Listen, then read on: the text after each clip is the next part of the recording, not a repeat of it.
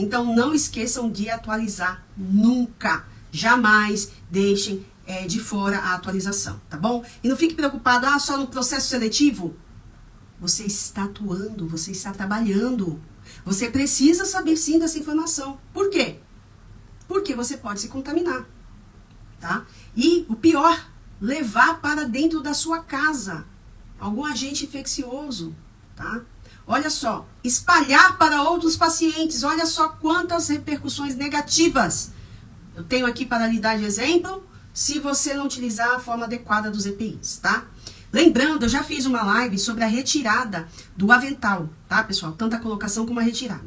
E o que me fez levar a gravar um vídeo sobre isso? Na época do auge da pandemia, no início, muitos profissionais de saúde se contaminavam ao retirar o EPI, e isso me deixou muito preocupada. Não somente eu, como os colegas especialistas em controle de infecção hospitalar. Ficaram super preocupados, porque as pesquisas apontavam que esses profissionais, eles acabavam se contaminando justamente na retirada dos EPIs. Olha só, tá? Você chega para atender o seu paciente, tá? Assume lá o seu plantão, e de repente você, 2, 3 dias depois, começa a aparecer sintomas, ou então acaba adquirindo uma bactéria.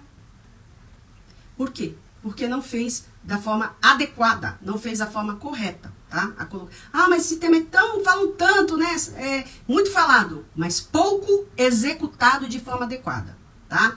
Então, guardem isso para vocês. Independente de ser processo seletivo ou não, você precisa ter essa informação, tá ok?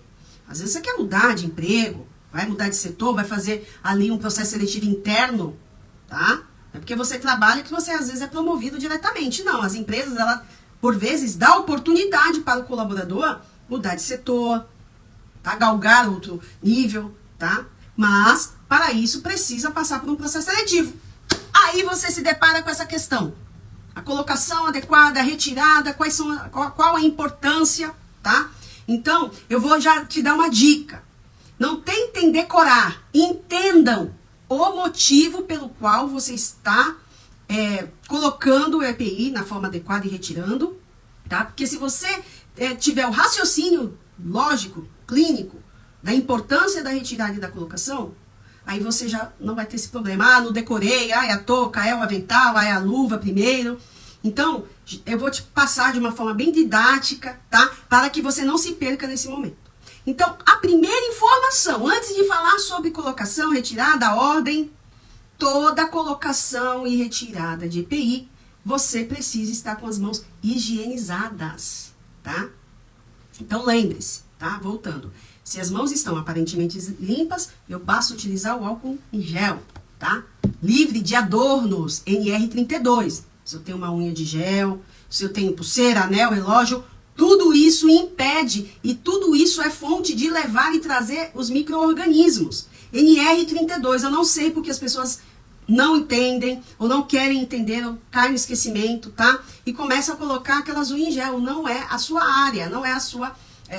não está dentro da sua atividade, utilizar, porque a gente precisa higienizar as mãos de forma adequada, tá? Às vezes você fez lá toda a técnica adequada da colocação, da retirada, porém, as mãos estão contaminadas, tá? E isso aí é um grande problema. Então, antes de iniciar falando do EPI, né, a própria prática da higienização das mãos, ela já faz parte aí das etapas. Então, higienização das mãos, aparentemente limpas, de 20 a 30 segundos, álcool em gel. 40 a 60 segundos, água e sabão se estiver com as mãos com sujidade presente, ok?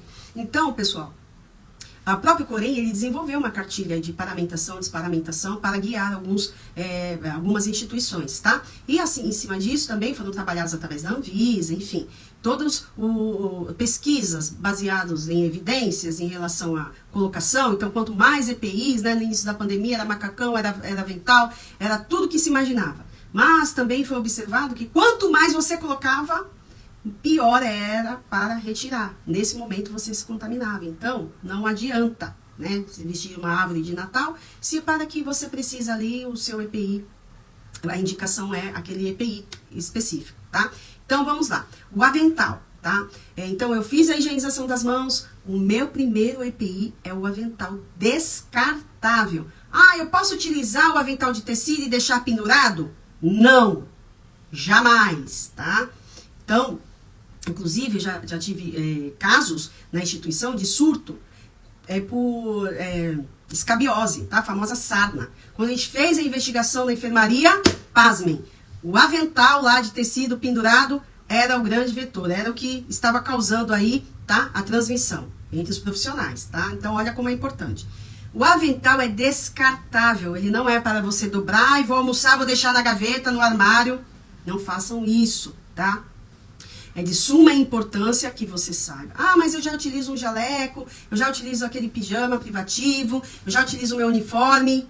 Não importa, você precisa do avental descartável. Ele é para ser colocado, tá, na antessala do isolamento. No meu local onde eu trabalho não tem antessala. Você então vai acomodar uma mesinha que você vai deixar ali a sua paramentação, tá?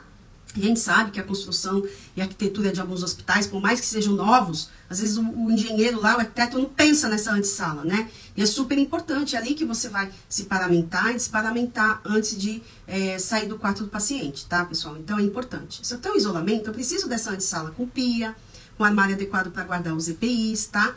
Mas eu vou te colocar aqui as duas realidades, com antessala e sem antessala. Eu já trabalhei nas duas versões. E claro que a antessala faz toda a diferença, tá? Para você se paramentar antes de entrar no quarto do paciente, ok? Então, isso é super importante.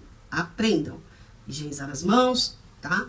Vestir o avental de forma adequada, não dar nós e também não deixar sem, tá? Dar aquele famoso laço, tá? Então, ele já vem aqui. Tenho aqui um modelinho para mostrar para vocês. Então, tem tanto, tá? Na parte superior aqui, tá, pessoal? Do avental, mais ou menos na nuca, ali na região da nuca, occipital, tá? Não dê nó. Tudo que você dá nó é mais difícil você sair arrancando aí nesse momento que você acaba se contaminando, tá? Então, simples assim, um laço, tá bom? Então, nos dois lados, aqui também na região da cintura, eu preciso dar um laço para trás, porque se eu encostar ali na cama do paciente, eu posso contaminar se eu fizer um laço para frente, então, para trás. Ah, mas eu não alcanço, eu tô com uma barriguinha um pouco saliente, não alcanço. Coleguinha, me ajuda aqui, dá um laço aqui, por gentileza. Simples assim, tá? E isso é tão básico, e a gente encontra o povo com um avental aberto, então... Para você que perdeu a live, eu fiz uma live só da colocação e retirada. Dá uma olhadinha aí no canal e procure, tá? Estou à disposição aí, ok? Então, lembre-se. O avental é para ser colocado no momento, tá? O laço nas extremidades, na região occipital aqui, mais ou menos a cervical, tá, pessoal? E não esqueçam, porque isso faz a diferença. Quando você vai manipular, fazer alguma prática no paciente, você acaba deixando a manga cair. Aí, só vejo o pessoal assim, né? Olha só a sua mão com a luva contaminando o seu rosto, tá? Foram inúmeras pesquisas no início da pandemia e isso tudo que eu tô falando aqui foi relatado de verdade, tá? Então, tome cuidado, ok?